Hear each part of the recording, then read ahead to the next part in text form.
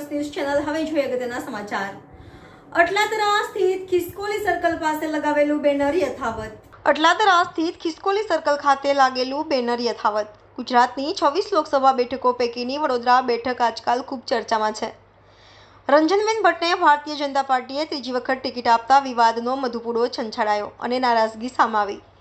Damage control રોકવા માટે party high command દ્વારા પૂરતા પ્રયાસો કરવામાં આવી રહ્યા છે, પરંતુ વિવાદ અટકવાનું નામ નથી લઈ રહ્યું। ગત મોડી રાતે રંજનબેન ભટ્ટના વિરુદ્ધમાં લખાણવાળા બેનરો લગાડવામાં આવ્યા અને સવાર થતાં જ નીકળી પણ ગયા હતા। જોકે શહેરમાં વધુ એક જગ્યાએ વડોદરાના વિકાસ અંગેના બેનર લગાડેલું જોવા મળ્યું। રંજનબેનનો વિરોધ દર્શાવતા બેનરો લગાડવામાં આવ્યા હતા, જે જોતા વડોદરા ભારતીય જનતા પાર્ટીનો આંતરિક વિવાદ ખુલ્લો પડ્યો હતો અને સવાર પડતા જ આ બેનરો ઉતરી પણ ગયા હતા।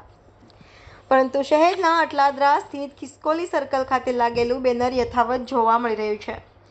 વડોદરા શહેરના અટલાદરા સ્થિત ખિસકોલી સર્કલ પર વધુ એક વિવાદિત બેનર લગાડેલું જોવા મળ્યું છે, જેમાં રંજનબેન ભટ્ટ નહીં પરંતુ સીએમ અને પ્રદેશ પ્રમુખને ટાર્ગેટ કરી લખવામાં આવ્યું છે કે સીએમ અને પ્રદેશ પ્રમુખને વડોદરાના વિકાસમાં રસ નથી ના બેનરો જોવા મળ્યા।